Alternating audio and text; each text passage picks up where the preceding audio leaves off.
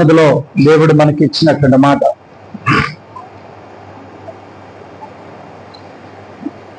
దేవుడు చెప్పినది జరగకుండా మానునా?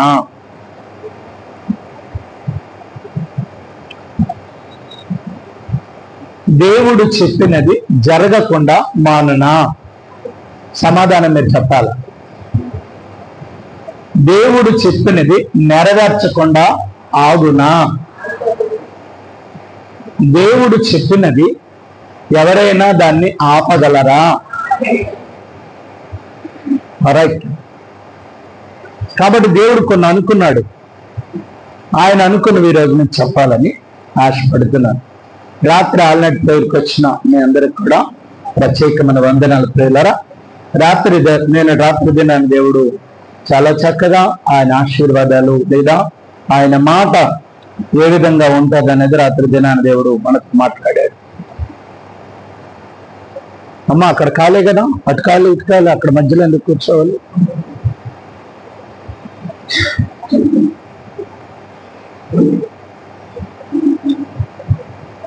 దేవునికి స్తోత్రం.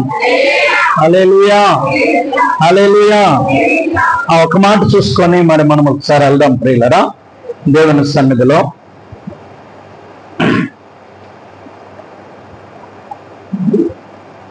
ఇర్మియా గ్రంథం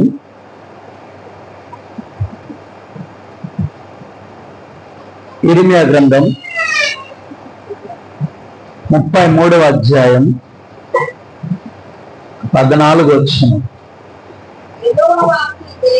యెహోవా వాక్కు ఇదే, ఇశ్రాయేలు వంశస్థులను గూర్చియు యోదా వంశస్థులను గూర్చియు నేను చెప్పిన మంచి మాటలు నెరవేర్చు దినములు వచ్చుచున్నవి. ప్రార్థన చేసుకుందాం. పరిశుద్ధుడైన మా తండ్రి, ప్రేమ నమ్మకం గల దేవా, జాలి గల మా దేవుడా, ఈ దినం మాతో కొద్ది నిమిషాలు మీరు మాట్లాడి నన్ను మమ్మల్ని బలపరిచి స్థిరపరచను. నీ సహాయం దయచేను. మీరొక్కరే మహిమ ఘనత ప్రభావాలు పొందుకున్నారు. యేసయ్య పరిశుద్ధ నామమున అడిగి వేడుకొంచున్నాము తండ్రి. ఆమేన్, ఆమేన్. హల్లెలూయా, హల్లెలూయా, హల్లెలూయా. రైట్ పిల్లరా, మరొకసారి ఆ మాట చదువుదాం. యెహోవా వాక్కు ఇదే, ఇశ్రాయేలు వంశస్థులను గూర్చియు యోదా వంశస్థులను గూర్చియు నేను చెప్పిన మంచి మాట. నేను చెప్పిన మంచి మాట. మాటలా మాట. నేను చెప్పిన మంచి మాట అంటే దేవుడు ఎప్పుడు కూడా మంచి మాటే చెప్తాడు. కొంతమందికి అది చాలా చెడ్డగా వినబడుతుంది. దేవుడు ఎప్పుడు కూడా, ఎందుకంటే ఆయన మంచివాడు. ఎలాంటి వాడు? ఎలాంటి వాడమ్మా? మంచివాడు. కాబట్టి మంచివాడు కాబట్టి మంచి మాటలే చెప్తాడు. నీలాగా నాలుగు చెడ్డోడు అనుకోండి, చెప్పినవన్నీ చెడ్డ మాటలే చెప్తాడు. ఆయన మంచివాడు కాబట్టి ఆయనలో ఏ చెడు లేదు. ఒకవేళ వెంట్రుక వాసి చూద్దామన్నా వెంట్రుకంత గ్యాప్లో ఏదైనా చెడు ఉందేమో అని చూస్తే ఆయనలో ఏ చెడుతనము లేదు. మరి అంత మంచి దేవుడు మనకి ఎలా చెడ్డ మాట్లాడతాడు? ఆ మంచి దేవుడు ఆ నోటి నుండి ఎలా చెడ్డ మాటలు నీతో పలుకుతాడు? అసలు ఆయన దగ్గర చెడు అనేదే లేదు. మరి ఎలా వస్తాడు బయటికి?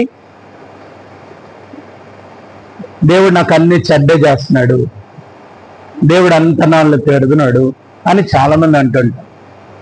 ఆయన నేను ఎప్పుడు చెడ్డ మాట్లాడడం, మంచి మాట్లాడేవా. ఆయన అంచేతను ఈరోజు అంటున్నాడు. మరొకసారి ఆ మాట చదువుదాం. దేవుని మాట ఇదే, దేవుని మాట ఇదే, ఇశ్రాయేలు వంశస్థులకు ఇశ్రాయేలు వంశస్థులను గూర్చి. ఇజ్రాయేల్ అంటే ఎవరు? ఇజ్రాయేల్ అంటే ఎవరు? ఒకటి, దేవుడి చేత ఏర్పరచబడిన వారు. రెండు, దేవుడు స్వాస్యంగా చేసుకున్నవారు. మూడు, దేవుడు తన స్వరత్వాన్నిచ్చి కొన్నవారు. ఒకటి, దేవుడి చేత ఏర్పరచబడిన వారు. రెండవది, దేవుడు తన స్వాస్యముగా చేసుకున్న జనాంగం. మూడు, ఆయన రక్తం ఇచ్చి కొన్నవారు ఇశ్రాయేలు. ఈ మూడు క్వాలిటీలు కలిగిన వారి ఇశ్రాయేలు.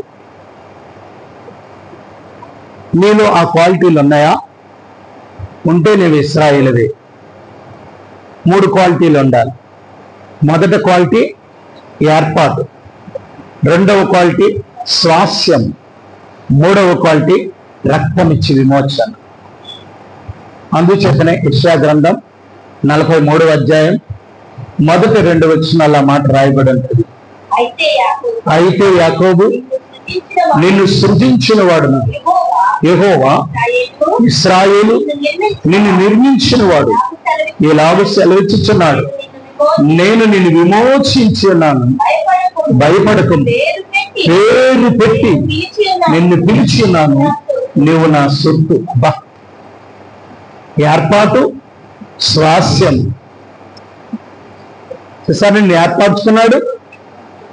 ప్రపంచంలోని జనాలందరిలో దేవుడు నన్ను ఏర్పరచుకున్నాడు. ఈ రోజున ఒక్కసారి నిలబడి చూస్తే సృష్టిలో ఎన్ని కోట్ల మంది ఉన్నారు, ఎన్నో కోట్ల మంది ఉన్నారు.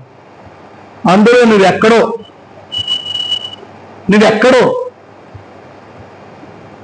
అందులో నువ్వెక్కడో.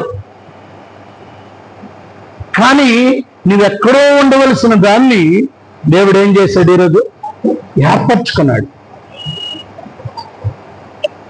ఏర్పరచుకొని ఆయన మందిరములో ఆయన బిడ్డలుగా మనల్ని ఉంచుకున్నాడు. లేకపోతే కోట్ల జనాల్లో మనం ఎవరని చెప్పండి? చాలా మంది అంటే లోకంలోకి సామెత, సంతలో చింతపండు నువ్వెవరో. ఎంతమందిలో నువ్వెవరో. కానీ ఎంతమంది ఉన్నా అందులో దేవుడు, అమ్మా ఇదంతా కాళ్ళు వచ్చి ఇక్కడికి వచ్చి వెనకొచ్చిన వాళ్ళు చూస్తున్నాను. అక్కడ ఎవరు కూర్చోకండి, వచ్చి అక్కడ కూర్చోండి. ఇది ఎంతమంది దేవుని వాక్యానికి అడ్డు చెప్పొద్దని రోజు చెప్తున్నాను. మీరు వచ్చిన వారు ఎటువైపు ఖాళీ ఉంది అక్కడ మధ్యలో కూర్చోకండి. ఎందుకంటే మిమ్మల్ని లేపేసరికి నేను కొంత భాగాన్ని కోల్పోతాను. ఎందుకు కోల్పోతున్నా? 2 ఆశీర్వాదాలు కోల్పోతాను. ఒకటి ఏంటంటే దేవుని మాటను పక్కన పెట్టేస్తాను. రెండవది ఏంటో తెలుసా? అమ్మా నిన్నేనమ్మా అన్నప్పుడు నువ్వు బాధపడతావు. నువ్వు బాధ పెడితే దేవుడు అది నాకు మంచిది కాదు. మరి తెలిసేందుకు ఇలా బాధపడుతున్నారు పాస్టర్ గారు అంటే, మనం చేస్తున్న తప్పు. నువ్వు కన్నీరు కారిస్తట, తన సహోదరుడు మనసులో బాధపడతట. అమ్మా మళ్ళీ మీకు చెప్తాను, ఇటు వచ్చి ఖాళీగా ముందున్న చెప్పుకోరమ్మా. మీరు అక్కడ ఖాళీగా ఉందా? ముందుకు రావచ్చు కదా మీరు. అక్కడ ఎవరున్నారు? దేవునికి స్తోత్రం. హల్లెలూయా, హల్లెలూయా, హల్లెలూయా. రైట్ బ్రదర్, మనం వద్దాం. యెహోవా ఇలా చెప్తున్నాడు ఏంటంటే, మంచి మాట్లాడే దేవుడు. ఎవరితోనంట? ఇశ్రాయేలు ప్రజలతో. ఎవరితోని? ఇశ్రాయేలు ప్రజలతో. ఇశ్రాయేలు ఎవరు? దేవుడి చేత ఏర్పరచబడిన వారు. ఈరోజు మనందరము దేవుని చేత ఏర్పరచబడిన ప్రజలు, దేవుని చేత ఏర్పాటు అయిన వారు.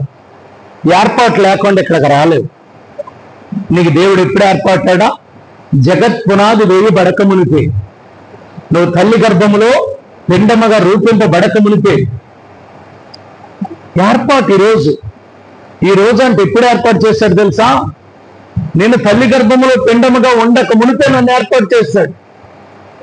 ఈరోజు ఇన్ని గంటలకి ఇదిగో ఈ అక్కైపాలెంలో జీసస్ హోలీ స్పిరిట్ ఫార్ మినిస్ట్రీలో ఇన్ని గంటలకు నేను ఇక్కడ ఈ స్టేజ్ మీద ఉండాలని. ఇది ఇప్పుడు కాదు, ఎప్పుడూ ఏర్పాటు అది. కానీ ఇప్పుడు నాకు తెలిసింది నిలబెట్టాడని. కానీ ఇది ఎప్పుడు ఏర్పాటు? గట్టిగా చెప్పాలి. చూసారా?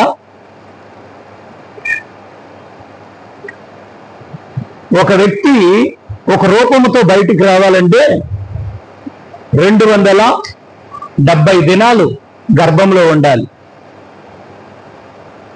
270 దినాలు గర్భంలో ఉండాలి.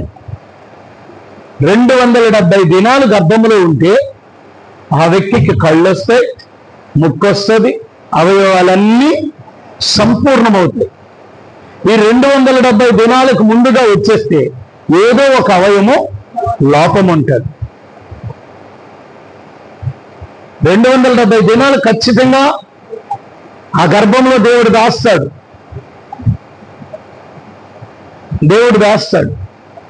కానీ మనము ఆ 270 దినాలు లెక్క పెడతామా? లెక్క పెట్టం. ఎవరమో లెక్క పెట్టం. ఎందుకు లెక్క పెట్టమంటే అది లెక్కల్లో వేలు, కానీ దేవుడికి అది లెక్క. అంచేతనే యేసుప్రభు లెక్కను మీరు ఎప్పుడైనా చూసారు? లేదు. క్రీస్తు పూర్వము 4 సంవత్సరాల క్రితం యేసుప్రభు పుట్టాడని రాయబడింది.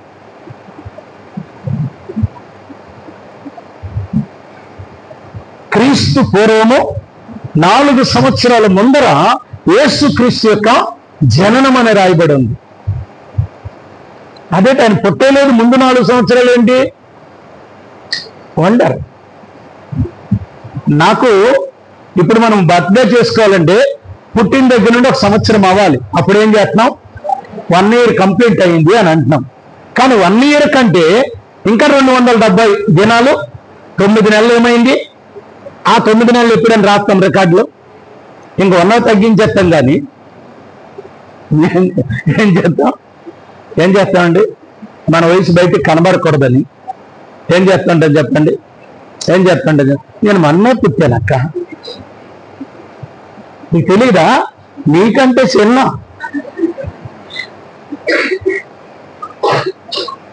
అని అంటాను. చూసారా? కానీ యేసుప్రభు ఏం చెప్పుకున్నాడు తెలుసా? అబ్రహాము కంటే ముందున్నవాడు. ఏం చెప్పుకున్నాడు ఆయన?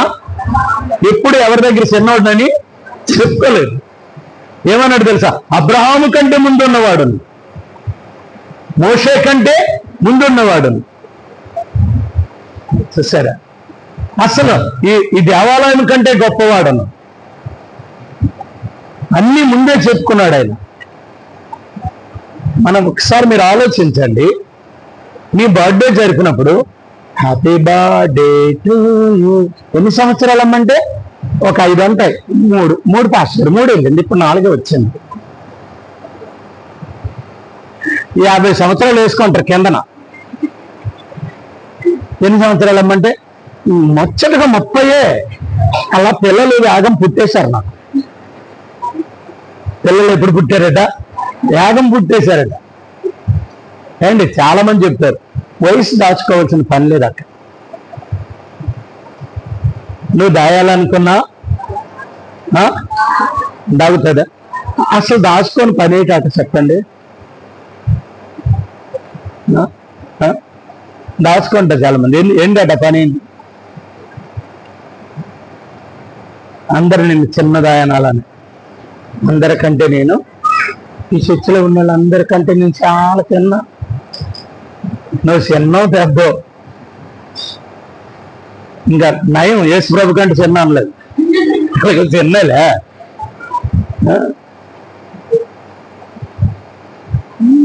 మొన్న ఖాయం చెప్తున్నాడు పాస్టర్ గారు, ఆవిడేటండి ఇక అన్నయ్య గారు అంటుంది. నా మీద ఎద్దులాగా ఉంది. నాకు అన్నయ్య గారు, డాడీ, బాబాయ్ అంటుంది. నేను అన్నట్టు ఏమైపోయింది? తప్పు ఏముంది అంటే అన్నాను. ఏముందని తప్పేముంది? అన్నయ్య నెత్తి ఏముంది, డాడీ నెత్తి ఏముంది? నేను ఎంతటండి, ఆవిడ ఎంతండి అని. ఏమో అలాగ అనిపించిందేమో ఆవిడకి. అలాగే పిలుచుకుంది ఏమిపోతుంది అని చెప్పి నేను ఎప్పుడు ఎవరిని ఏమని పిలండి, బ్రదర్ అనండి, లేకపోతే ఏమండి అనండి. ఎందుకంటే కొంతమంది ఫీల్ అవుతుంటారు కదా. కొంతమంది ఫీల్ అవుతారా? అవుతారా? ఎవరా మీకే అక్క అన్నారు అనుకోండి, ఎవరైనా మీరు ఎంత ఫీల్ అయిపోతుంది? నా వయసు ఎంత, నేనెంత అని ఫీల్ అయిపోరా? నిజం. యేసుప్రభు ఎప్పుడు చిన్నగా చెప్పుకోలేదు, కానీ ఇప్పుడు ఏం చెప్పుకున్నాడమ్మా? అబ్రహాము కంటే అంటే ముసలివాడిని అని చెప్పుకున్నాడు. కానీ ఆయన 33.5 సంవత్సరాల్లో తన జీవితాన్ని త్యాగం చేశాడు, మంచి యవన ప్రాయంలో. కాబట్టి ఇశ్రాయేలు అంటే ఎవరు? ఏర్పరచబడిన వారు. మొదటి వారు ఎవరు? ఏర్పరచబడిన వంశములో మనం ఉన్నామా? ఏర్పాటు లేకుండా ఇక్కడికి మనము రాలేదు. రెండవది, స్వాస్యంగా ఎంచుకున్న ప్రజలు, దేవుని స్వాస్యం. మనం మీరే ఆయన స్వాస్యం. మూడవది, ఆయన విమోచనం, రక్తమిచ్చి మనల్ని కడిగాడు. అంచేత నువ్వు నా సొత్తు అంటూ 2వ వచనంలో చూస్తాడు. చూద్దాం. నీవు జలములలో బడి దాటినాను, నేను నీకు తోడై ఉంటాను. నదుల్లో బడి వెళ్ళినాను, అవి నీ మీద పొర్లి మారవు. నువ్వు అగ్ని మధ్యన నడిచినను కాలిపోవు, జ్వాలలు నిన్ను కాల్చవు. చూసారా? నదుల్లో బడి వెళ్ళినా, జలములలో బడి వెళ్ళినా, అగ్నిలో బడి వెళ్ళినా అంటే అర్థమేంటో తెలుసా?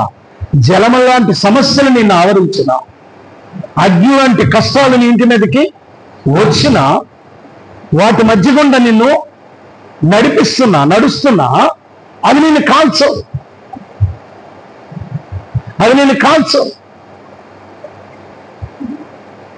ఎందుకు కాల్చవంటే నువ్వు నా సొత్తు, నేను నిన్ను ఏర్పరచుకున్నాను. నేను నీ కొరకు ముందే రక్తాన్ని ఇచ్చేశాను, ప్రాణం పెట్టేశాను. నీ బదులు జామీని కట్టేశాను. నీ బదులు విడుదలకి ఎంత కావాలో అంత ఇచ్చేశాను నేను. అలాంటి వారిని ఇశ్రాయేలు ప్రజలు అన్నారు. నువ్వే ఎలాంటి జలముల లాంటి కష్టాలు నీకు ఆవరించింది. దావీదు అదే అంటాడు కీర్తనలు 32లో 6 అంటాడు. దావీదు ఏమన్నాడు? విస్తారమైన జల ప్రవాహములు పొర్లి వచ్చినను నిశ్చయముగా అవి నా మీదకి రావు. చెప్పండి. విస్తారమైన జల ప్రవాహములు పొర్లి వచ్చినను నిశ్చయముగా అవి నా మీదకి రావు. బికాస్ ఎందుకంటే నా దాగు చోటు నా యేసయ్యే, నా స్వాస్యము నా యేసయ్యే, నా విమోచకుడు నా యేసయ్యే, నేను ఆయన సొత్తు. అంచేతనే ఎన్ని జలాలు వచ్చినాననేమి, ఎన్ని అగ్నులు వచ్చినాననేమి, ఎంతమంది శత్రువులు వచ్చినాననేమి, ఎలాంటి ఆపదలు వచ్చినాననేమి, ఎలాంటి శోధన వచ్చినాననేమి, ఎరుక గోడలు ఎదురుగా వచ్చినా, ఎర్ర సముద్రమే నన్ను ఎదురుపడినా నన్నేమి చేయ. ఎందుకంటే నా దాగు చోటు ఆయనే, నేను ఆయన స్వాస్యం, ఆయన బిడ్డను, ఆయన రక్తరీచొచ్చి విమోచించబడిన వాడను, రక్తంలో కడగబడిన వాడు. రావాలంటే వస్తాయి, కానీ అవి నేనేం చేయి.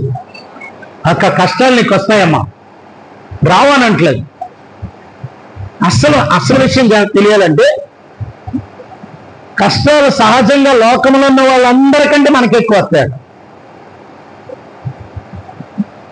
నిజంగా యేసే బిడ్డలైతే లోకంలో ఉన్న వాళ్ళందరికంటే ఎక్కువ శ్రమలు ఎవరికి వస్తాయట? గట్టిగా చెప్పాలా? మీరు తలదించుకుంటే అవదు. వాక్యంలో తల పైకి ఎత్తండి. తలదించుకొని తప్పు చేశారు మీరు. తలదించుకొని మోగోళ్ళ లేకపోతే పడుకుంటున్నారా? దేవుని వాక్యం వినాలని ఇంట్రెస్ట్ ఉందా లేదు? అడిగిన దానికి ఏం చేయాలా? సమాధానం చెప్పాలి. ఎస్, అందరికంటే, లోకంలోని వారు అందరికంటే మనకు కష్టాలు ఎక్కువ వస్తాయి. ఎందుకయ్యా కష్టాలు ఎక్కువ వస్తాయంటే, ఎందుకు వస్తాయంటే నువ్వు ఒక నీతి మార్గంలో దేవుడు నిన్ను నడిపిస్తుంటాడు. ఆ నీతి మార్గంలో వెళ్ళడం కొరకు నీతిగా బ్రతికిన వాడికి కీర్తన గ్రంథం 34వ అధ్యాయంలో ఏముంది? నీతి మనుషులకు కలుగు ఆపదలు అనేకములు, వాటన్నిటిలో నుండి యెహోవాని విడిపించను. ఆమేన్, ఆమేన్. నీతిమంతుల కథ అనేకములు ఆపదలు, అనేకములు, అన్ని ఆపదలేనండి నీతిమంతులు. దేవుని స్వాస్థ్యంగా నువ్వు ఎప్పుడైతే అయ్యావో నీకు అన్ని ఆపదలే, కానీ అన్నిట్లో నుండి ప్రభు నడిపిస్తాడు, ప్రభు విడిపిస్తాడు, ప్రభు బలపరుస్తాడు, ప్రభు స్థిరపరుస్తాడు, ప్రభు కార్యం చేస్తాడు. నీకెన్ని జనాలు నేను ముంచేయాలని చూసిన, ఎన్ని అగ్నిగోళంలో నేను వేసిన, ఎలాంటి శ్రమల్ని ఇంటి చుట్టుముట్టిన దేవుడు నిన్ను విడిపిస్తాడు. విడిపించడానికి యేసయ్య నీకు తోడుగా ఉన్నాడు. హల్లెలూయా.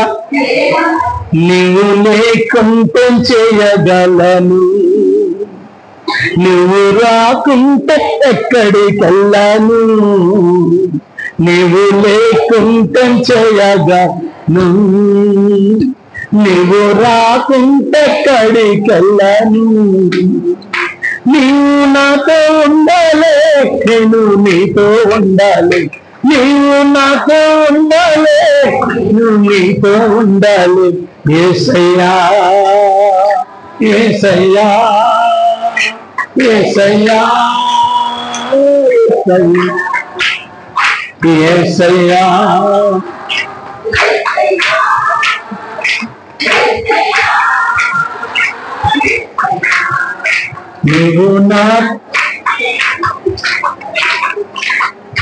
నీవు రాకుంటే ఎక్కడికెళ్ళను, లేకుంటే చేయగలను, నీవు రాకుంటే ఎక్కడికెళ్ళను. తల్లి తండ్రి వచ్చాను, తండ్రిగా ఉన్నావని,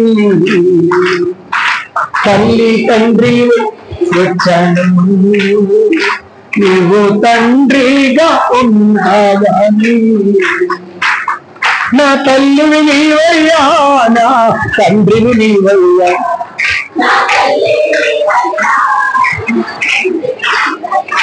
యేసయ్యా,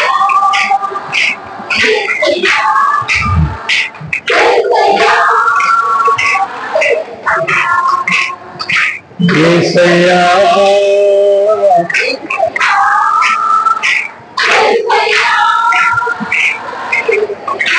నీవు లేకుంటే చేయగలను, నీవు రాకుంటే ఎక్కడికెళ్ళను, నీవు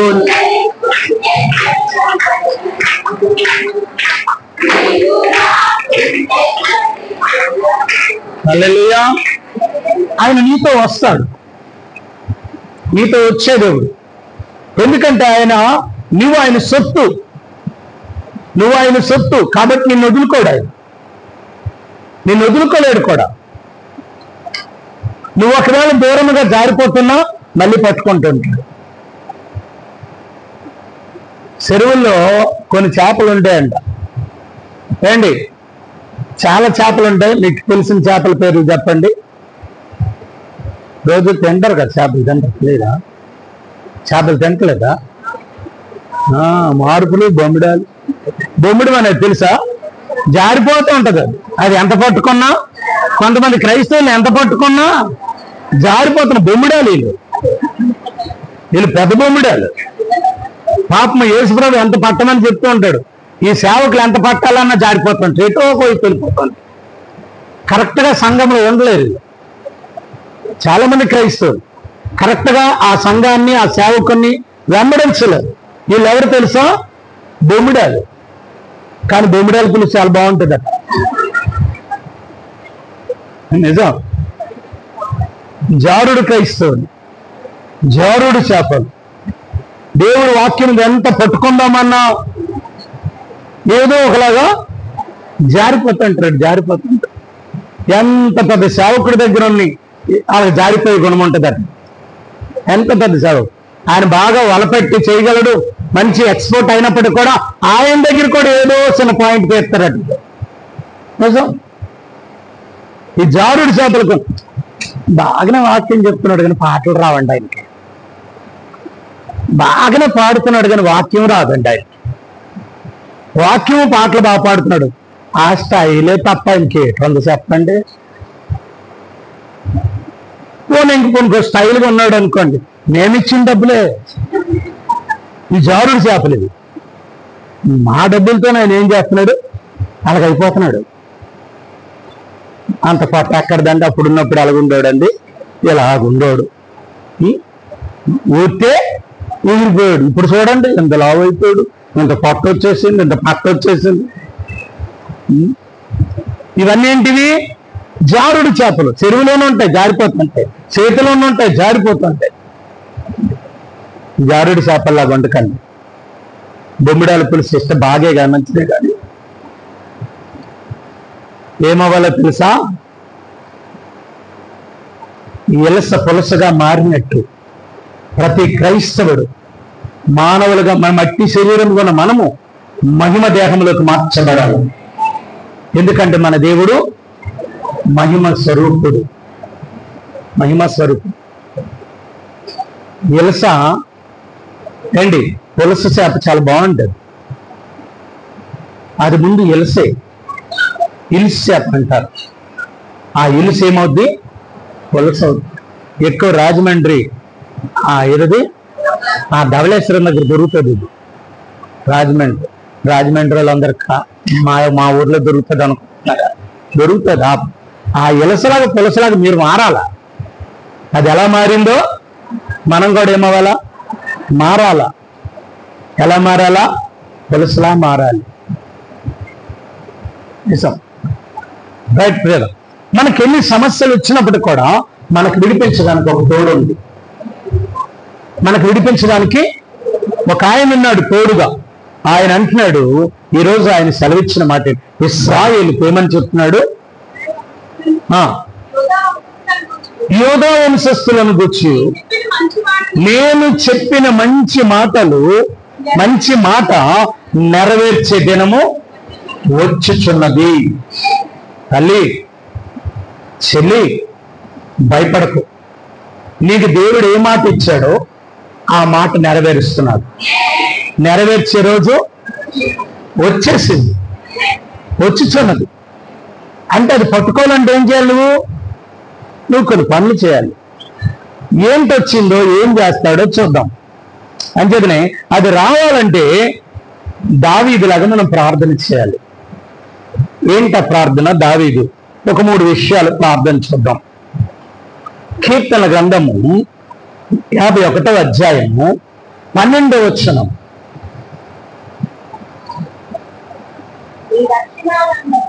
అందరికి వినండి. నీ రక్షణ ఆనందము నాకు మరలా పుట్టించు. ఇప్పుడు నాకే చాలు సార్. ఇప్పుడు ఏమంటున్నాడు దావీదు? దేవా, ఆ మంచి దినములు నా జీవితంలో కావాలంటే, ఆ మొదట నా ఆనందం నాకు రావాలంటే నాలో ఏం పుట్టించు? రక్షణానందం మరలా నాకు పుట్టించు. ఎందుకంటే నువ్వు ఒకసారి నువ్వు ఇచ్చావు. ఈ జారుడి చేతను కదా ఏం చేసుకున్నాను? జారిపోయి నీ చేతిలో నుండి, నీ సంఘంలో నుండి, నీ సన్నిధిలో నుండి, నీ వాక్యంలో నుండి, నీ ప్రార్థనలో నుండి, నీ ఆరాధనలో నుండి, నువ్వు చెప్పిన ఆ మంచి వాక్యంలో నుండి నేనేమైపోయాను? జారిపోయాను. ఆ కుమ్మరవాడి చేతిలో కొండ ఎలా అయితే జారిపోయిందో నేను కూడా నీ చేతిలో జారిపోయాను. చాలా మంది అద్దం జారిపోతే పగిలిపోద్ది, ప్లాస్టిక్ జారిపోతే ఇరిగిపోద్ది. ఏంటి కొండ జారిపోతే పగిలిపోద్ది.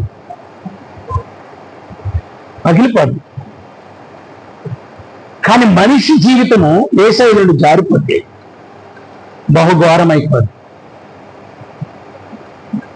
అంచేత మనం ఈరోజు ఏమనాలి తెలుసా? మరలా మట్టి అన్నదంట, కుమ్మరివాడి చేతిలో జారిపోయిన మట్టి అంటుందట, మరలా నాకు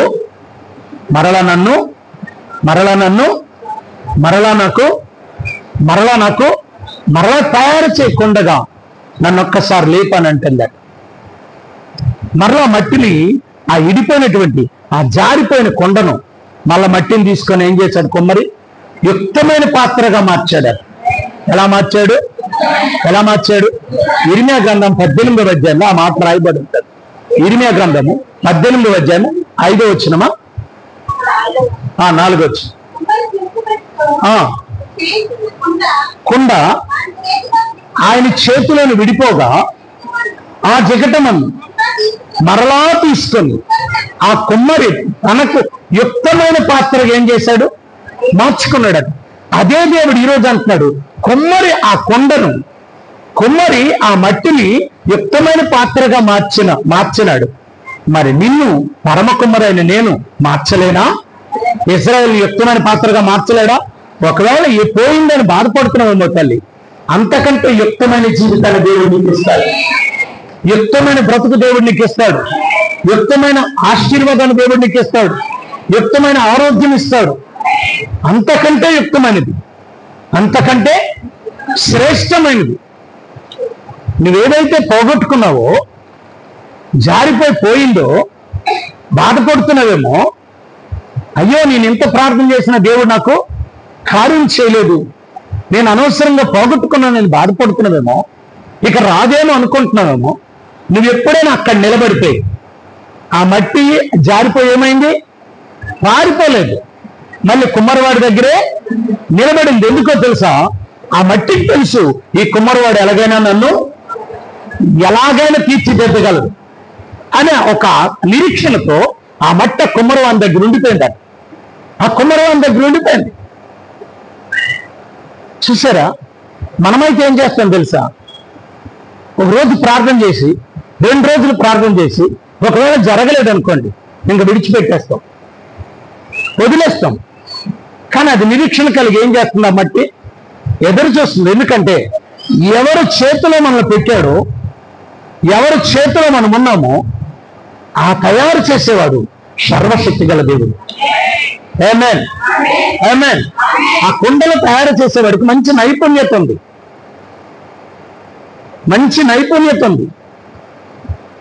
కాబట్టి ఆడి చేతిలో ఆ మట్టి వెళ్ళింది కాబట్టి ఆ మట్టికి ఏమాత్రం బాధ లేదు, పడిపోయి వెళ్ళిపోలేదు. ఏం చేసింది తెలుసా? అక్కడ ఎదురు చూస్తుంది. ఈరోజు మనము కూడా ఈరోజు కార్యం జరగలేదని ప్రార్థన వదిలేకు, పడిపోవడం అంటే అదే. సన్నిధి వదిలేకు, పడిపోవడం అంటే అదే. సన్నిధి వదిలేకు, ప్రార్థన వదిలేకు, వాక్యం వదిలేకు, ఏం దేవుళ్ళని నిరాశలోకి వెళ్ళిపోకు, లేకపోతే దేవుడి మీద సనుక్కోకు. ఇశ్రాయేలు ప్రజలు సనుక్కున్నారట. అలాగే అమ్మా వాక్యం చదవమన్నప్పుడు చదవాలి,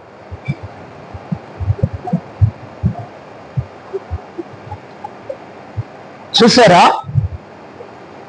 వాళ్ళు ఏమాత్రము బలహీనమైపోలేదు, ఏమాత్రము ఆ మట్టి ఏమైపోలేదు, జారిపోయి పారిపోలేదు. ఏమైంది తెలుసా? నిలబడింది. ఏమైంది? పారిపోకుండా అక్కడ ఏమైంది? నిలబడింది. ఎందుకు నిలబడింది? ఈ కుమ్మరివాడు నా బ్రతుకుని మార్చగలడు. మా కుమ్మరివాడు మంచి నైపుణ్యత కలిగిన వాడు.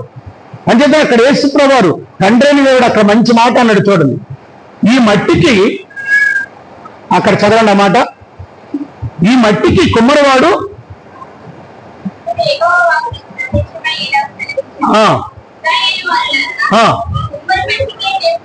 ఈ కుమ్మరి ఈ మట్టికి చేసినట్లు నేను మీకు చేయలేనా? మీ బ్రతుకును మార్చలేనా? ఈ కుమ్మరి కొండను మార్చినట్టు, మట్టికి చేసినట్లు ఈ కుమ్మరి ఆ మట్టిని తీసుకొని శ్రేష్టమైన పాత్రగా మార్చినట్లు నేను మిమ్మల్ని శ్రేష్టమైన జీవితం ఇవ్వలేనా? అటువంటి నమ్మకం నీకుందా? ఉపవాసం అయితే చేస్తున్నావు, అటువంటి నమ్మకంతో ఉన్నావా? ఏదో ఉపవాస ప్రార్థనకు వచ్చాను, ఏదో ఎవరి బాధో పడలేక చేయక, ఈరోజు కాదు, రేపు కాదు, ఎల్లుండి కాదు, కానీ ఏదో ఒక రోజులో నీ జీవితాన్ని శ్రేష్టంగా మారుస్తాడు. ఆమేన్. ఆయన అంటున్నాడు, చేయలేనా, నేను ఇవ్వలేనా? నీకు మంచి ఇల్లు ఇవ్వలేనా? నీ కూతురుకు మంచి వివాహం చేయలేనా? వివాహానికి తగిన డబ్బు ఇవ్వలేనా? నీ గర్భఫలాన్ని ఇవ్వలేనా? శారమ్మ ముసలైపోయింది, 90 సంవత్సరాలు అయిపోయింది. శారమ్మ గర్భం ఇవ్వలే? 90 సంవత్సరాలు అయిపోయింది. అబ్రాహాం పిల్లల్ని ఇవ్వలే? ఈ ఎడారిలో ఆ చిన్నోడికి మంచినీరు ఇవ్వలే? ఏంటి, అరణ్యంలో మీ పితరులు నడిచినప్పుడు ఆకలంటే ఆకాశం నుండి మన్నాను కురిపించలే? చేయలేనా అని చెప్పి అంటున్నాడు. దావీదు ఏమంటున్నాడు తెలుసా? అటువంటి మరలా ఆ నమ్మకమైన మనసు నాకు కావాలి ప్రభా. ఆ నమ్మకమైన మనసు ఏమైపోయింది? అది పోయింది. కార్యాలు జరగకపోవడం బట్టి, అడిగిన ప్రార్థన అవ్వకపోవడం బట్టి, పనులన్నీ వ్యతిరేకంగా కనబడుతున్నప్పటికీ, నా వాళ్ళందరూ నాకు వ్యతిరేకంగా కనబడుతున్నప్పటికీ నీ మీద నమ్మకం కొంచెం నాకు సడలిపోయింది ప్రభా. మరలా ఆ నమ్మకం నాకు కావాలి. చేయగలవని నమ్మకం నాకు పుట్టించు ప్రభా, పుట్టించు. ఇరిగిపోయిన ఎముక కలపగలదు, రోగం వచ్చి కుళ్ళిపోయిన శరీరము బాగు చేయగలడు. పరిస్థితి ఎలాంటిదైనా మార్చగలడని నమ్మకం నాకు కలగజేయడం. మరలా సమ్మతి గల మనస్సు నాకు. రెండవది అడుగుతున్నాడు, కీర్తన గ్రంథం 60 అధ్యాయము 1వ వచనము. కీర్తన గ్రంథము 60 అధ్యాయం 1వ వచనం. దేవా, మమ్మల్ని విడనాడి ఉన్నావు, చెదరగొట్టి ఉన్నావు, నువ్వు కోపపడితివి ప్రభువా. నీవు కోపపడ్డావు కాబట్టి మేము చెదిరిపోయామయ్యా. ఎందుకంటే నీ కోపం రావడం సహజమే. ఎందుకంటే నీ మీద అపనమ్మకం. నీ మీద ఏం చేశాను? నేను అపనమ్మకంతో ఉన్నాను. ఇన్ని తినేశాను నువ్వు ఇచ్చినవన్నీ. ఈ చిన్న జరగలేదని ఏం చేశాను? అపనమ్మకం చేశాను. అప్పుడు నీ కోపం నా మీదకి రావడం సహజమే. కానీ అక్కడ దావీదు మళ్ళీ ఏమడుగుతుండో తెలుసా? ప్రభువా, మరలా నా కుటుంబాన్ని బాగు చేద్దామా. మొదట మా కుటుంబం ఉన్నట్లు, మొదట మా అమ్మ నాన్న మేమందరం ఆనందంతో మీ మందిరానికి కేకలు వేసుకుంటూ, గంతులు వేసుకుంటూ, ఆ చిన్నప్పుడు మా అమ్మ నాన్నను నడిపించినట్లు, మందిరానికి నడిపించినట్లు అలాంటి ఆనందం నాకు నా పిల్లలకి ఇప్పుడు తెచ్చారు. ఎంత బాగా అండి. ఇప్పుడు పిల్లలు చూడండి, వాళ్ళ అమ్మా నాన్నతో చర్చికి వెళ్ళినప్పుడు ఎలాగెళ్తారు? ఉప్పు లేదు, కారం లేదు, పప్పు లేదు, తిండి లేదు అంటారా? అనరు. మధ్యలోకి వెళ్ళి, అమ్మ నువ్వు కానుకే వేయకు, నాకు మాత్రం బిస్కెట్ కొనే.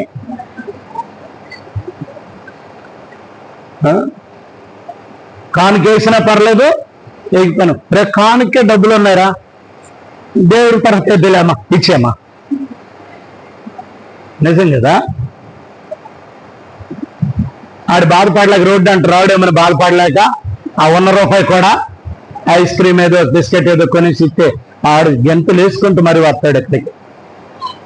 ఎంత ఆనందంగా వస్తారు అండ్ ప్రియుల. నిజం, భార్య భర్త పిల్లలు కలిసి మందిరంకి వెళ్తున్నప్పుడు ఆ ఆనందం వేరండి. ఆ ఆనందం వేరు.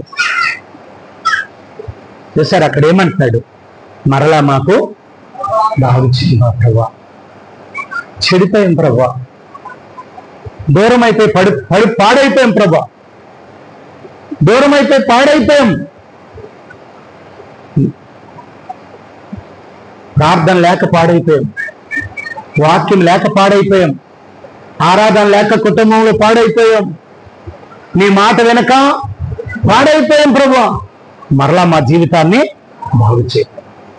ఒకటేమన్నాడు, మరలా నూతనముగా రక్షణానందం పుట్టించు. రెండవది మరలా బాగు చేద్దాం. అడుగుదాం ఒకసారి. మూడవది చెప్తాను, కీర్తన గ్రంథం 71వ అధ్యాయం 20 వచనం. 71:20.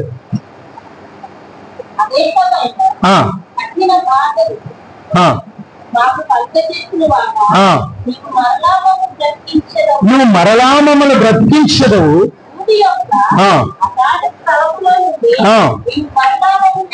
ప్రైజ్ ది లార్డ్, హల్లెలూయా హల్లెలూయా. ముందన్నాడు పుట్టించు బాగు చేయి అన్నాడు, ఇప్పుడేమంటున్నాడు, బ్రతికించదవు.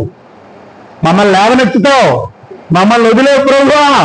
నీ కొద్ది నిమిషాలు మా మీద కోపం లేని తర్వాత ఆయుష్కాలం ఉంది నీ ప్రేమ ప్రభువా. ఎంత విశ్వాసంతో చెప్తున్నాడు, వదిలేవు ప్రభు. ముందన్నాడు లేపన్నాడు, బాగు చేయి అన్నాడు, తర్వాత ఏమంటున్నాడు, నువ్వు లేవనెత్తుతావు. లేవనెత్తుదు. మిగతా వాళ్ళందరూ అయితే నేను ఒకసారి మాట అయినప్పుడు పో అంటారు, కానీ నువ్వైతే ఒక్క నిమిషం నా మీద కోపం చూపించిన నీ గుండెలు ఏం పుట్టేద్దు, నా కొరకు ప్రేమ పుట్టేద్దు ప్రభా. నన్ను లేవనెత్తుతావు. ఎంత విశ్వాసంతో అంటున్నాడు, నువ్వు తప్పకుండా మమ్మల్ని బాగు చేస్తావు, తప్పకుండా మా ఇంట్లో కార్యం చేస్తావు, తప్పకుండా నాకు స్థలాన్ని ఇస్తావు, తప్పకుండా నాకు ఇల్లుని ఇస్తావు, తప్పకుండా మంచి ఉద్యోగం ఇస్తావు, తప్పకుండా మంచి వ్యాపారం ఇస్తావు, తప్పకుండా నా పిల్లలకు ఉన్నతమైన స్థితిలో ఉంచుతావు. ఆ విశ్వాసంతో నువ్వు చెప్పాలా, తప్పకుండా చేస్తావు ప్రభా, తప్పకుండా నా పిల్లలకి మంచి భవిష్యత్తు నువ్వు ఇస్తావు, ఇచ్చదవు, ఇస్తావు, తప్పకుండా నాకు మంచి భవిష్యత్తు ఇస్తావు. లేవనెత్తుదు. ఏమంటున్నాడు అంటే, లేవనెత్తుతావా లేవనెత్తుదువా? ఎత్తుదు, ఖచ్చితంగా ఎత్తా. ఇంకందులో డాకా లేదు, ఇంకందులో ఏమాత్రము సంశయం లేదు. దావీదు ఎంత దీనిగా ప్రార్థన చేస్తున్నాడు చూడండి. తప్పకుండా ఎత్తుతావు, తప్పకుండా.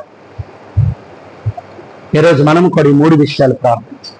ఫస్ట్ అన్నాడు, పుట్టించు ప్రభువా, బాగు చేయి ప్రభువా, లేవనెత్తుతావు. నాకు తెలుసు, నాకు నమ్మకం ఉంది, నువ్వు ఎప్పుడు వదిలేసేవాడు కాదు. అరే నువ్వు నా మాట వినలేదు, ఈరోజు నీకు తిని పెట్టండి రమ్మ అంటది. ఆడ అలా పెట్టేందుకు అని అంటాడా? అండు, నువ్వు పెడతావులే నాకు తెలుసు అంటాడంట. ఏమంటాడండి ఆడెంత కోపం అంటే, మన కోపం అది ఏమంటాం, రే నువ్వు ఈరోజు చదవలేదు, స్కూల్కి వెళ్ళలేదు, నువ్వు వచ్చేయలేదు, ఇచ్చేయలేదు, నీకు అసలు తిండి ఇంట్లో తిండి పో అంటే నువ్వు అలాగంటావులా, నువ్వు పెడతావు, నువ్వు రానిస్తావు. అలాంటిది అలాగ అడుగుతున్నాడు దావీదు. చూడండి, నిజంగా దావీదు ఎలాగంటున్నాడు, నువ్వు అలాగే అంటావు, నువ్వు లేవనెత్తుతావు, నాకు తెలుసు, నీ మనసు ఏంటో నాకు తెలుసు ప్రభువా, నువ్వు ఎలాంటి చూడవు నాకు తెలుసయ్యా. మా అమ్మ కంటే మా నాన్న కంటే మంచి మనసు కలిగిన వాడు. హల్లెలూయా హల్లెలూయా హల్లెలూయా. వనకమని చెప్తుంటే కొనుక్కుతున్నారమ్మా మీరు వెనకను. పాపం ఎప్పుడు కొనుక్కుపోతుందో నాకు అర్థమవుతుంది. అంచేతనే పాస్ గారి కొనుక్కు భయపడే ఆల్రెడీ ప్రేయర్ కూడా నేను రావట్లేదు. చాలా మంది అక్కలు చెప్పే మాట అదే.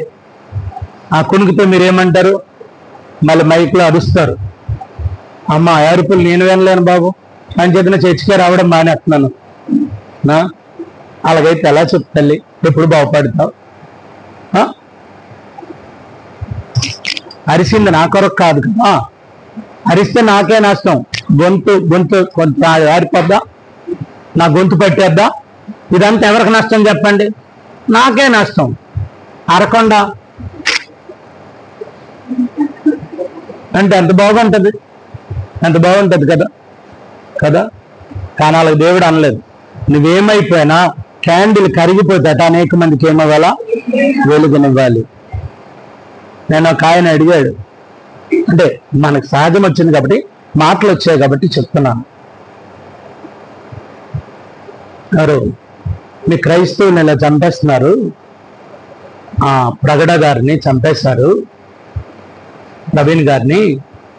మరి అందరూ రకరకాలుగా పెద్ద పెద్ద ప్రార్థనా పరులు కదా, మా దగ్గరికి వస్తే ఇలా బతికేస్తారు, మా దగ్గరికి వస్తే ఇలా ఇదైపోతుందని చాలా మంది చెప్తున్నారు కదా, మరి ఆ సచ్చినోడిని ఎందుకు బతికించలేకపోయారు అన్న. మా చర్చికి వస్తే ఎలాంటి వాడినైనా బతికించేస్తామంటారు కదా, మరి ఇప్పుడు మీలోని పాస్టర్ గారినే చంపేస్తే మీరు ఎందుకు బతికించలేకపోయారు? ఏమంటారు మీరు? మాట్లాడుతూ చివరికి నేను ఒకటే మాట అన్నాను, క్రైస్తవులను చంపొచ్చేమో కానీ క్రైస్తత్వాన్ని ఎప్పుడు ఎవరు చంపలేదు. క్రైస్తవుల్ని చంపొచ్చేమో, ఈవెన్ నన్ను కూడా చంపొచ్చేమో, కానీ క్రైస్తత్వాన్ని ఎవ్వరూ చంపలేదు. ఎంతమంది క్రైస్తవులు చంపుతుంటే అంత క్రైస్తత్వం విస్తరిస్తారు. ఎంతమంది హతసాక్షులు అవుతుంటే అంత క్రైస్తత్వం ఏమవుద్ది? విస్తరిస్తుంటది.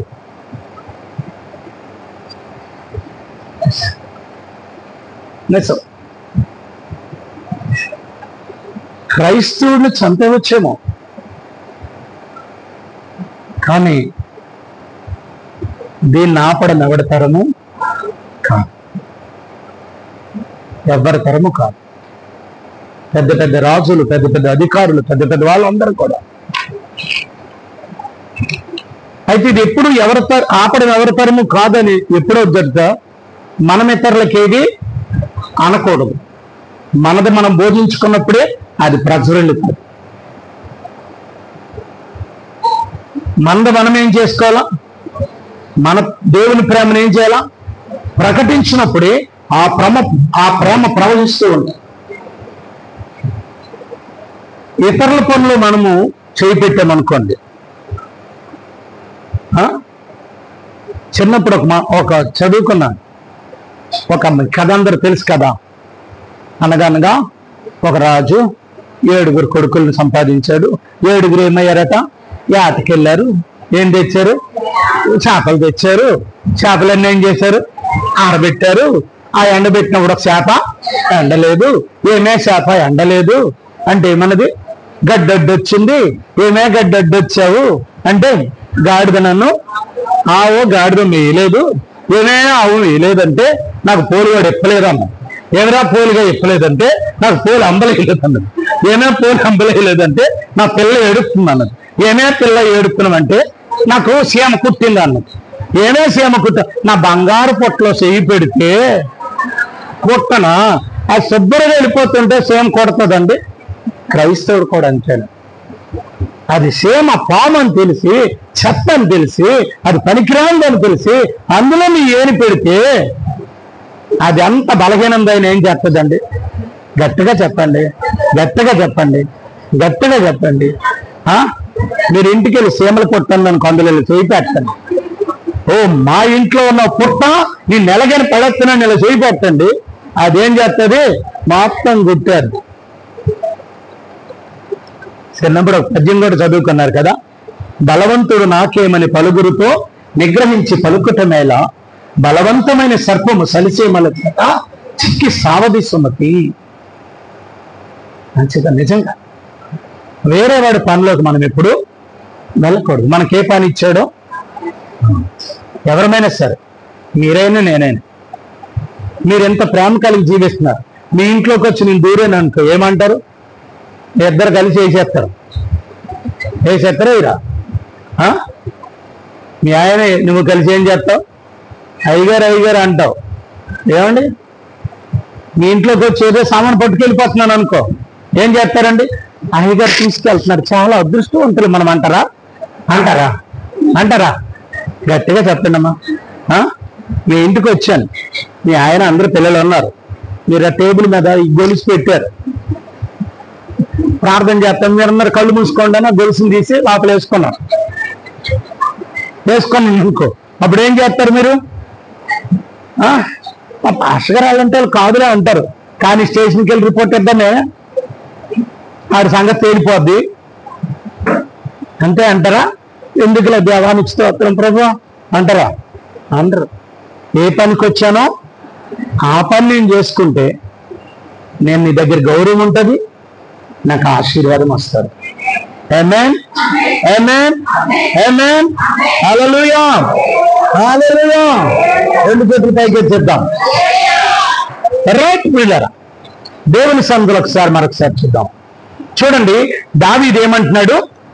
ప్రభా మరలా పుట్టించు, రెండవది మమ్మల్ని బాగు చేయు, మూడవది ఏమంటున్నాడు? నువ్వు లేవనెత్తుతావు, నువ్వు లేవనెత్తుదు, తప్పకుండా ఏం చేస్తావు? అలా ప్రార్థన చేసినప్పుడు దేవుడు ఏం మాట వాగ్దానం ఇస్తున్నాడు చూద్దాం. దేవుడు వాగ్దానం, దేవుడు కొన్ని వాగ్దానాలు చేశాడు.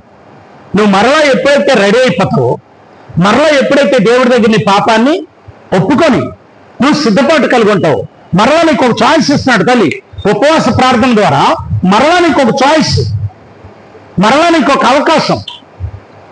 ఈ ఉపవాస ప్రార్థన ఏంటో తెలుసా? మరలా మనకి అవకాశం పశ్చాత్తాపడడానికి, దేవుడి దగ్గర ఒప్పుకోవడానికి, చేసిన తప్పును ఒప్పుకోవడానికి, చేసిన పాపాన్ని ఒప్పుకోవడానికి, చేసినవన్నీ ఒప్పుకొని దేవుడి దగ్గర విడిచిపెట్టడానికి మనకు ఒక అవకాశం ఉపవాస ప్రార్థన.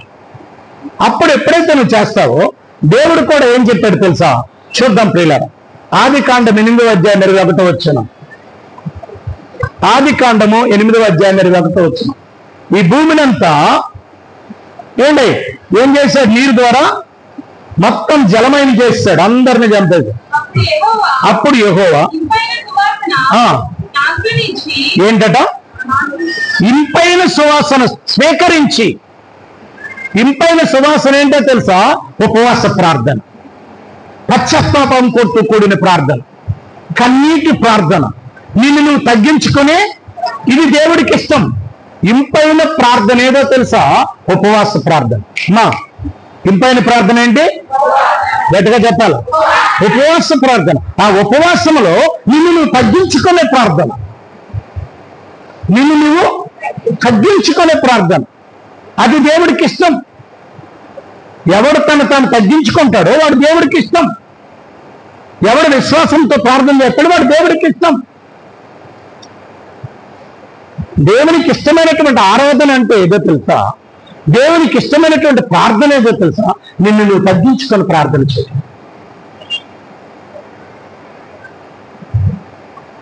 అంచేతనే ఏం చెప్పాడు? గర్విష్ఠుల్ని అణిచి దీనులకు కృప చూపించే దేవుడు. దేన హృదయం కలిగిన వాడి ప్రార్థన దేవుడికి ఇష్టం. అంచేతనే అక్కడ అంటున్నాడు, చదువు.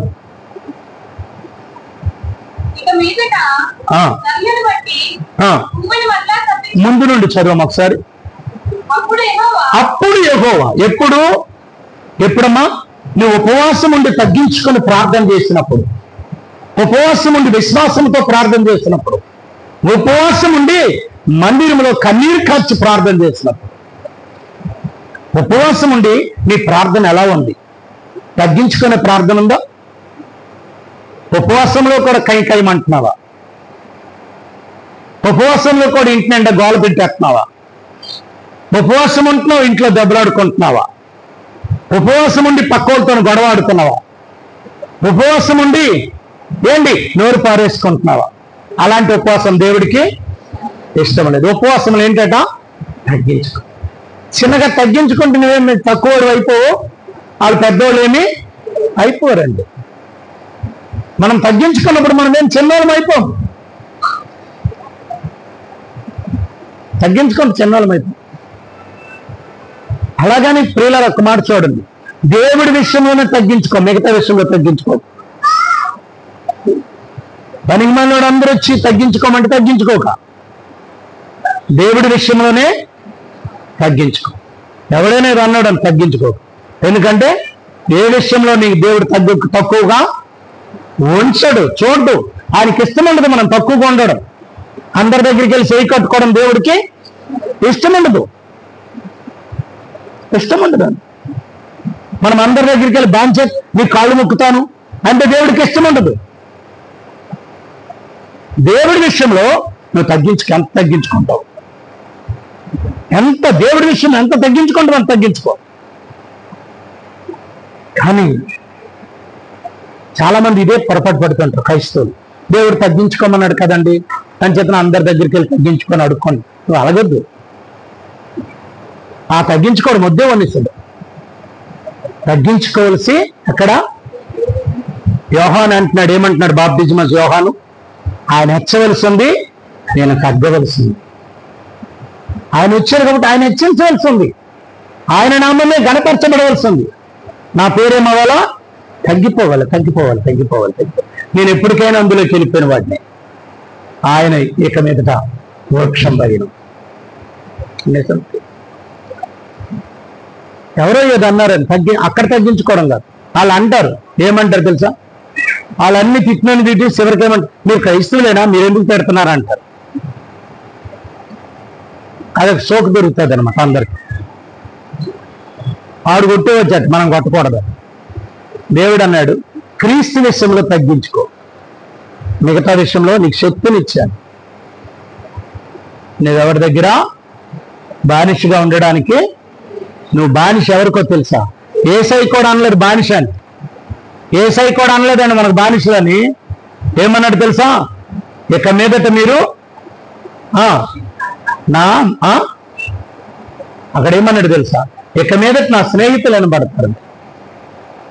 యోహాను సువార్తలో చెప్పారు, ఇక మీదట మీరు ఏమనబడతారు? స్నేహితులు అనబడతారు. ఎక్కడ యేసయ్య మనల్ని బానిసలుగా చూడలేదు, బానిసలుగా అనలేదు. మనం అనుకున్నాం నీ దాసులం ప్రభు అని, మనం చెప్తున్నాం నీ దాసులమని.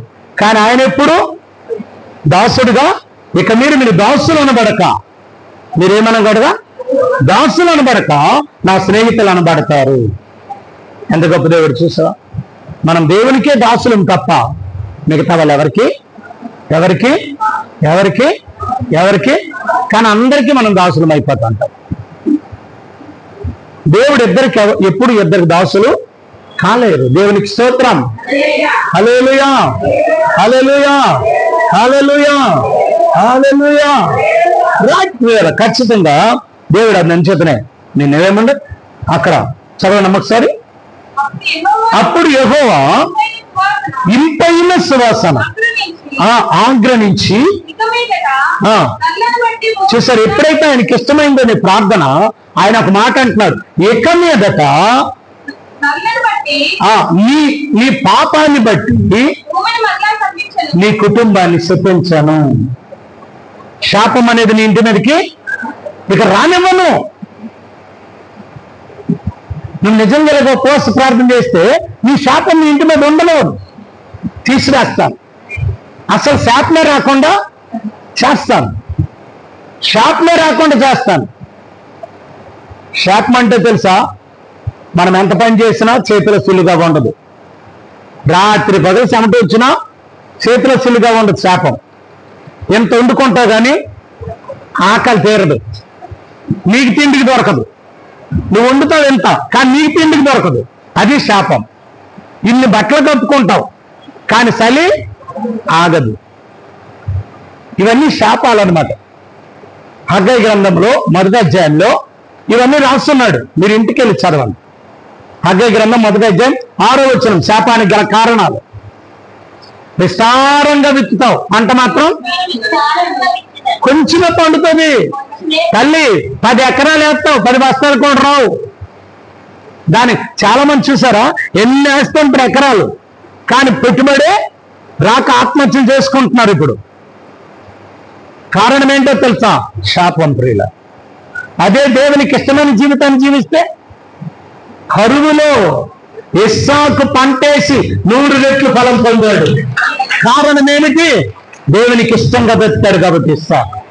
నువ్వు నిజంగా దేవునికి ఇష్టమైన ప్రార్థన చేస్తే అందరికీ కరువు ఉండొచ్చు తల్లి, నీ ఇంట్లో మాత్రం 100% ఫలాలు అనుభవిస్తావు, 100% సక్సెస్ అనుభవిస్తావు, 100% కార్యాలు చూస్తావు, 100% అద్భుతాలు చూస్తావు, 100% నీ పిల్లలు ఫలిస్తారు, 100% నీ కుటుంబం ఫలిస్తుంది, 100% ప్రతి విషయంలో అద్భుతాలు చూడగలుగుతావు. 100% మనం చూడాలంటే మనకు దేవునికి ఇష్టమైన ప్రార్థన చేయాలి. మనుషులకు ఇష్టమైన ప్రార్థన కాదు, మనుషులకు ఇష్టమైన ప్రార్థన. ఒకరికి ఇలాగంటే వాడికి ఇష్టం, అది చేస్తే మనం బాగా చేస్తున్నాడు, అది కాదు. దేవుడికి ఇష్టమైన, దేవునికి ఇష్టమైన. దేవుడు నీతో ఏం చెప్పాడో అదే. నాకు చాలా మంది చెప్తారు, నాకు చాలా మంది అంటారు, చాలా మంది చెప్తుంటారు, మీరు పాస్టర్ గారు ఎవరి మాట వినరు అంటే ఎన్నో. ఎందుకంటారు? నన్ను దేవుడు పిలిచాడు, దేవుడి మాటే వింటారు. ఎప్పుడు ఉపవాసాలు చేయకండి అన్నారు. మీరు ఎలాగైపోతారు. నేను ఒకటే చెప్తాను, నా యేసయ్య నాకు చెప్పాడు అదే చేస్తాను. నా యేసయ్య చెప్తే ఏం చెప్తాడో అదే చేస్తాడు. నీకు చెప్పినోడు నాకు కూడా చెప్తాడు. ఇది మాత్రం చూసుకోండి. ఏంటి, ఎవరైనా మీకు ప్రవచనం చెప్పినా, ఎవరైనా మీకు దర్శనం చెప్పినా, ఎవరైనా మీకు కళ చెప్పినా టాలీ చేసుకోండి. ఒకటి, ఆ దేవుడి దగ్గర వచ్చిందా ఆళ్ళ సొంతదా అనేది. రెండు విషయాలు క్లారిఫై చేసుకోండి. ఒకటి, వాళ్ళతో చెప్పిన దేవుడు నీతో కూడా చెప్తాడు. రెండవది, నీతో చెప్పింది వాళ్ళతో చెప్పింది అది బైబిల్లో ఉంటుంది ఖచ్చితంగా. అది దేవుడి మాట. ఈ రెండు, దేవుడు బైబిల్లో లేనిది ఎవరు ఎన్ని చెప్పినా, ఎన్ని కహానీలు చెప్పినా, ఇది ఆకాశమే దిగపడిపోతుందని చెప్పిన నమ్మకండి. అదేంటది? దెయ్యపు దర్శనాలు. అది ఒక దురాత్మ పట్టి ఏం చేస్తుంటది, పీడిస్తూ ఉంటది. వాళ్ళ మాటలు విని మనం ఏమైపోతుందో తెలిసి పిచ్చోళ్ళం అయిపోతాం. అలా పిచ్చోళ్ళు అయిపోకండి. నేను చెప్పినా అది నీకు కూడా దేవుడు చెప్పాలా. మన ఇద్దరి మాట కూడా ఎక్కడ ఉండాలా? మన ఆధారం ఏది?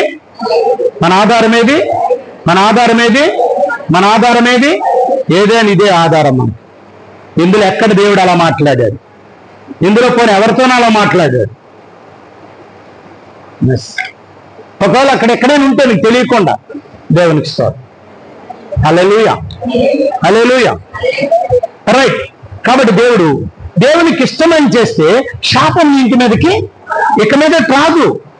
మరలా ఈ భూమిని ఏం చేయను, మరలా ఇంకొకసారి నీ కుటుంబాన్ని శాపానికి అప్పచెప్పను తల్లి. శాపం అనేది మీ ఇంట్లో ఉంచను. ఇప్పుడు ఏదైతే శాపం అని ఏడుస్తున్నావో ఆ శాపాన్ని అంతా తీసివేస్తాను. ఎందుకంటే ఆ శాపాన్ని తీసివేయడం కొరకు ఈ లోకానికి వచ్చి సిలువలో నీ కొరకు రక్తాన్ని కార్చాను. మన శాపం తీసివేయడం కొరకు. తెలుసో తెలియక ఏదో చేసావు, శాపం నీ ఇంటి మీద ఉంది, జారిపోయావు, శాపం వచ్చింది.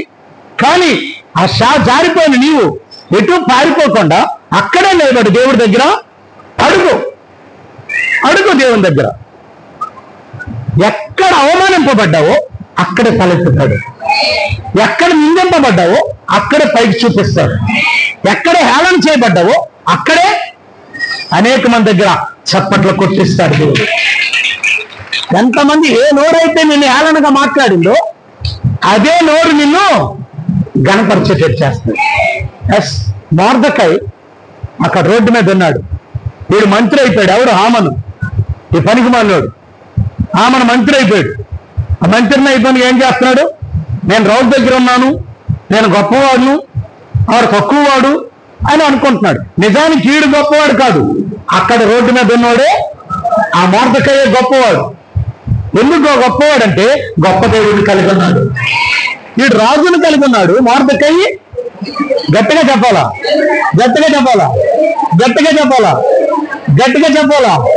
దేవుని కలిగి ఉన్నాడు. మరి రాజును కలిగి ఉన్నాడు గొప్పవాడా, దేవుని కలిగి ఉన్నాడు గొప్పవాడా? మీరు అలాగే చెప్తారు. లోకంలో వెళ్ళి అడగండి ఎవరు గొప్పవాడు అంటారు. మీలో కొంతమందికి అంతే కదా. ఏమండి, మనకు మాటలు ఇక్కడ చర్చిలో నేస్తున్నాం కానీ హృదయం ఎలాగుందండి? ఎప్పుడు అనుకోకుండా సడన్ గా సీఎం గారు వచ్చి, అమ్మా అలా అక్కడ మీటింగ్ ఉందంటారు అంటే ఏం చేస్తారు? ఇక్కడి నుంచి అంతవరకు ఎందుకంటే కొల ఎత్తదంటే పారిపోతారు. ఇప్పుడు సీఎం వరకు అవసరమా చెప్పండి? అంత అదృష్టమా మనకి? కొల ఎత్తే సీఎం అవుద్దామా? ఎక్కడున్న శ్రీనివాస నగర్ బ్యాచ్ అక్కడ కనబడదు. ఏమో అక్క ప్రార్థన కాలేదంటే కొల ఎత్తుంది అన్నయ్యా 12 గంటలకు వస్తుంది మరి అని చెప్పినప్పుడు చూసారా. మా చెల్లెమ్మలు చాలా మంచివాళ్ళు. దేవునికి స్తోత్రం. హల్లెలూయా, హల్లెలూయా. అన్నయ్య బుద్ధులే, ఎవరి బుద్ధులు? అన్నయ్య బుద్ధులే. దేవునికి స్తోత్రం. రైట్, దేవునికి స్తోత్రం. హల్లెలూయా, హల్లెలూయా. దేవునికి ఇష్టమైన నువ్వు చేస్తే నేనే శాపాన్ని దేవుడు తీసివేస్తాడు. మొర్దెకై దేవుణ్ణి కలిగి ఉన్నాడు, హామాను రాజును కలిగి ఉన్నాడు. ఈ రాజు నమ్మినంత వరకు నమ్ముతాడు, తర్వాత ఏం చేస్తాడు? పేరు తీసేస్తాడు. కానీ దేవుడు ఇప్పుడు ఎప్పుడు ఎప్పుడు ఎప్పుడు ఒకలాగే నమ్ముతాడు. యేసయ్య మనల్ని ఎప్పుడు ఒకలాగే నమ్ముతాడు. యేసయ్య ఎప్పుడు మనకు ఒకలాగే నమ్ముతున్నాడు. ఆ మొదటి రోజు వచ్చినప్పుడు నేను ఎలా నమ్మాడో ఇప్పుడు కూడా అలాగే నమ్ముతున్నాడు. ఇప్పుడు ఎలా నమ్ముతున్నాడు, రేపు అడుగు దేవుడికి నువ్వు ఎలా నమ్ముతున్నావు ప్రభు అంటే అప్పుడులాగే నమ్ముతాడంట. ఇంకా నాలో ఏమవుతుందో తెలుసా అంటాడు ఆయన, ఇంకా మొదటి కంటే నా ప్రేమ అధికమైపోతుంది నీ పట్ల. మీకు ఇంకో కళ్ళు పైకెత్తమని చెప్పాడు అని చెప్పి కిందకి దించితే నిద్రపోతావు. ఆ దెయ్యం ఏం చెప్తుంది అంటే అని చేస్తాను. హల్లెలూయా, హల్లెలూయా. వెళ్ళిపోతున్నాను, 5 నిమిషాలు వెళ్ళిపోతారు. తల్లి కొడుకులు ఎందుకు అలా మాట్లాడుకుంటున్నారు? హల్లెలూయా, హల్లెలూయా, హల్లెలూయా. అమ్మా 2 చేతులు ఉన్నాయమ్మా? ఉంటే పర్లేదు, ఉన్నాయంట. రైట్. చూడండి ప్రియులరా, మనుషులు ప్రేమించారనుకోండి, రోజుకి మన మనసుల ప్రేమ ఎలాగా కరిగిపోద్ది. ఏమవుతుంది? గట్టిగా చెప్పాలి. ఎంత ప్రేమిస్తానన్నాడని ఏం చేస్తాడు? ఎగ్జాంపుల్ మీకు చెప్తున్నా. మీ అమ్మాయిని రోజు ఒకలా చూస్తారా? ఒకలా చూడరు. ఎప్పుడైనా చూసారమ్మా? అనుకుంటారు చాలా మంది, మా అమ్మ ఇప్పుడు ఒక్కలాగే చూస్తారు. కాదు, రోజుకు ఒక క్లాస్ వస్తుంది, రోజుకు ఒక క్లాస్ వస్తుంది. ఒకరోజు ఒకలా చూస్తుంది, ఒకరోజు ఒకలా చూస్తుంది. నువ్వు నచ్చితే ఒకలాగా ఉంటుంది, నచ్చకపోతే ఒకలాగా ఉంటుంది. మనుషులు ప్రేమ ఎంత, మనుషులు ఎలాంటి వాళ్ళైనా ప్రతిరోజు వాళ్ళ ప్రేమ ఏమైపోద్దండి? కరిగిపోద్ది. కొన్ని ఎగ్జాంపుల్ మీకు చెప్పనా? పాస్టర్ గారు మీరు ఎప్పుడు వస్తారండి మా ఇంటికి అంటారు కదా. రోజు మీ ఇంటికి వచ్చాను అనుకో, ఏటంటావమ్మా? ఏటంటా చెప్పు. ఇలాగే నవ్వుతావా? అప్పుడు అలాగే నవ్వు ఉంటుందా చెప్పు? తెలవడుతున్నా, ఏదో పొరపాటని ఒక్కసారి మా ఇంటికి రండి పాస్టర్ గారు అన్నాను. చాలు, ఇంకా అండమే. రోజు వచ్చేస్తున్నాడు, ఏ పని ఎక్కడ పని ఏం లేదు పాస్టర్ గారికి. ఎవరు వెళ్ళట్లేదు కదా. అప్పుడు ఇలాగైనా మాకు ఇలాగైపోద్ది. మీరు చూడండి, రోజు నన్ను చూసి ఎలాగొంటున్నారు. మొదటప్పుడైతే ఎంత అందంగా ఉండేవాళ్ళు తెలుసా, ఇప్పుడు ఎలా కనిపిస్తున్నారు తెలుసా? భయం వేస్తుంది మిమ్మల్ని చూస్తుంటే. ఎందుకంటే మనుషుల ప్రేమ ఏమైపోద్ది కదా. యేసు ప్రభు కూడా చెప్పేశారు, బైబిల్లో అదే చెప్పారు. మాటికి తన పొరుగువాడి ఇంటికి వెళ్తే నీ బట్టి వాడు ఏమవుతాడట? విసుగు చెందుతాడట. ఎంత ప్రేమ ఉన్నదైనా రోజు వస్తుంటే ఏమైపోతున్నావు?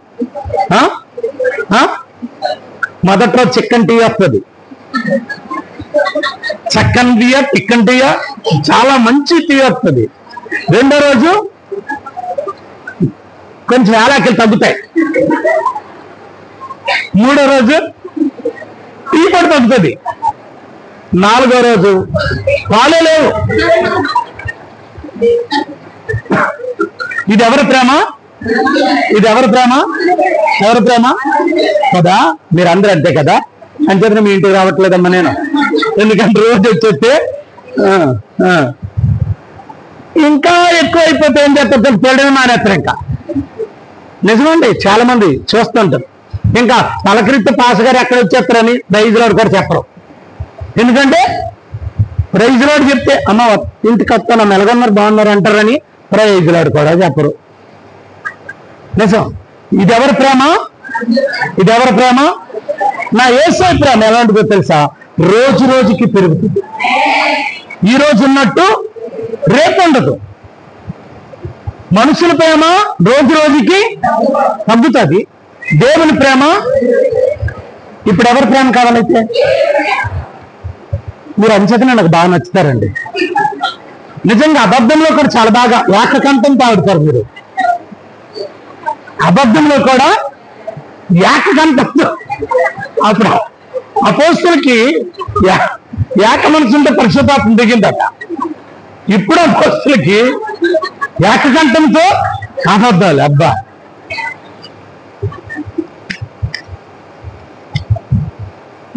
యేసు ప్రేమే కావాలట మీ అందరికీ.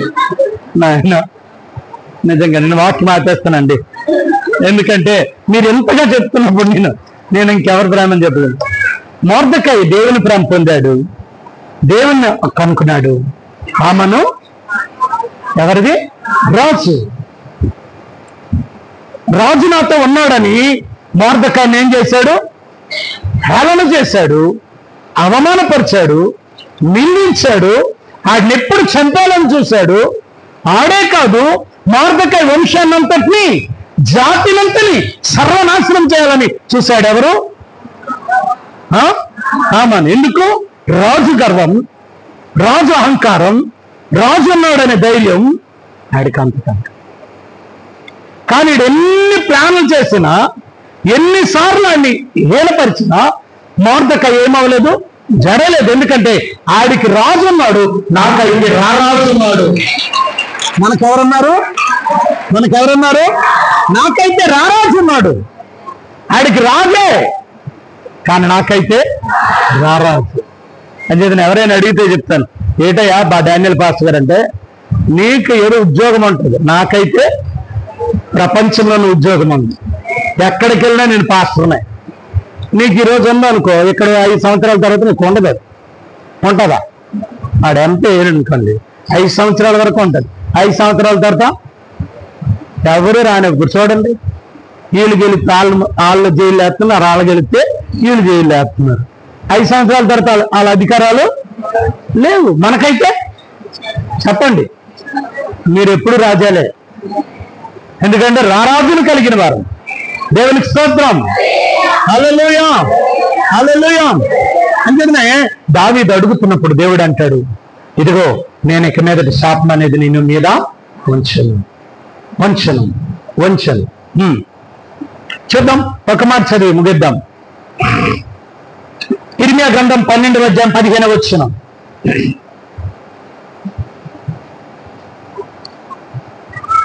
ఒక 3 మాటలు చెప్పి ముగిద్దాం.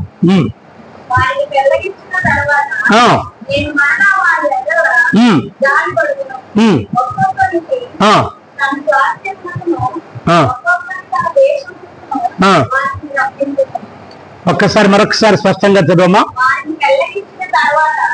ఎప్పుడైతే నువ్వు బాధపడి పెళ్ళగించిన తర్వాత బాధపడతావు కదా, బాధపడి ఎప్పుడైతే కన్నీరు కారుస్తావు ఉపవాసం ఉండి, అప్పుడు నీ మీద నేను జాలి పడతాను. నీ మీద నేనేమవుతాను? జాలి పడతాను. కన్నీటి ప్రార్థన కరుణామయుని కరిగించేద్దట. కరుణామయుని కరిగించే మనసు ఏదట? కన్నీటి ప్రార్థన. కన్నీటి ప్రార్థన కరుణామయుని కరిగించేస్తుందట. ఎప్పుడైతే నువ్వు కన్నీటి ప్రార్థన చేస్తావో నీ పట్ల జాలి చూపుతాడు దేవుడు. దేవుని జాలి చూపించి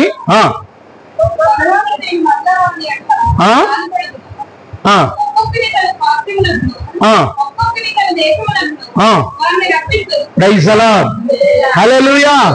ఇక్కడ ఉన్న వారందరికీ దేవుడు చెప్తున్నాడు ఏంటో తెలుసా? మీ ఉపవాస ప్రార్థన వారు దేవుడు మీ మీద జాలి పడుతున్నాడు. ఏ పరిస్థితులు ఉన్నావు ఆ పరిస్థితిలో దేవుడు జాలి పడుతున్నాడు. మనుషుల జాలి ఎవరికి కావాలి? దేవుడు జాలి. దేవుడు నీ మీద జాలి పడుతున్నాడు. జాలిపడి ఏమంటున్నాడు తెలుసా? మీలో ఒక్కొక్కరికి ఏది అవసరమో అక్కడికి తీసుకెళ్ళబోతున్నాడు. అది ఇవ్వబోతున్నాడు. ఆమేన్. ఏ స్థలం నీకు అవసరం అక్కడ తీసుకెళ్ళబోతున్నాడు. ఏది కావాలో అక్కడ తీసుకెళ్ళబోతున్నాడు. ఒక్కొక్కరిని అన్నాడు, ఒక్కొక్క స్వాస్థ్యానికి రప్పిస్తాను, ఒక్కొక్కరిని ఒక్కొక్క దేశానికి రప్పిస్తాను. అంటే అర్థం ఏంటంటే, ఎవరికి ఏది అవసరమో అది నా దేవుడు ఈ 52 రోజుల్లో నీకు ఇవ్వబోతున్నాడు. నీకు ఏదైతే ఎక్కడైతే దాచించున్నాడో ఆ స్థలానికి దేవుడు నడిపించబోతున్నాడు. నువ్వు అడిగింది ఆ ప్రదేశంలో ఇవ్వబోతున్నాడు. నువ్వు అడిగింది ఏదైతే అడుగుతున్నావు అది దేవుడు నీకు ఇవ్వబోతున్నాడు. కావాలా? ఆ మంచి జనాలు వచ్చేసాయి. ఏ మంచి జనాలు? నువ్వు అడిగినది ఏదైనా, నువ్వు ఎవరెవరు ఏదో అడిగారు, ఒక్కొక్కరికి ఎవరు ఏదో అడిగారు, ఒక్కొక్కరికి లైన్గా దేవుడు కార్యాలు చేయబోతున్నాడు. ఒక్కొక్కరి పట్ల దేవుడు కార్యాలు చేయబోతున్నాడు. ఎవరు ఏదో అడిగారు. నువ్వు అడిగింది అలా అడగలేదు కదా, అలా అడిగారా? ఇక్కడ ఒకరికి స్వాస్థ్యం ఇచ్చాడు, ఒకరికి దేశం ఇచ్చాడు. అర్థమైందా? అంటే ఎవరు ఏదో అడిగారో అదే ఇస్తాడు. నేను అడిగింది నువ్వు అడగలేదు, నువ్వు అడిగింది నేను అడగలేదు. ఇక్కడ ఇంతమంది కూర్చున్నాం, అందరం ఒకటే కోరిక అడిగామా? అడగలేదు. మీరు ఏదో అడిగారో నువ్వు ఇప్పుడు మనసులో అనుకో, దేవుడు అది నీ పట్ల చేయబోతున్నాడు. కావాలా? లేచి నిలబడండి. Thank you Jesus. నువ్వు అడిగింది. హల్లెలూయా, హల్లెలూయా, హల్లెలూయా. రెండు చేతుల పైకెత్తి ఒక్క నిమిషం నీ ఇష్టం. లేచి నిలబడతావు, మోకరిస్తావు, నీ ఇష్టం. నువ్వేం చేస్తావు అది నీదే, నీ ఇష్టం. ఈ రోజైనా దేవుడి దగ్గర అడుగు. దావీదు అడిగిన రీతిగా అడుగు. ప్రభా, నువ్వు లేవనెత్తుతున్నావు, నువ్వు ఇచ్చావు, ఇస్తావు కాదు ఇచ్చేసావు. దేవా, ఈరోజు కార్యం జరిగించావు. నాకేది అవసరం ప్రార్థన చేశాను అదే నాకు ఇస్తానన్నావు. ఆ స్థాయి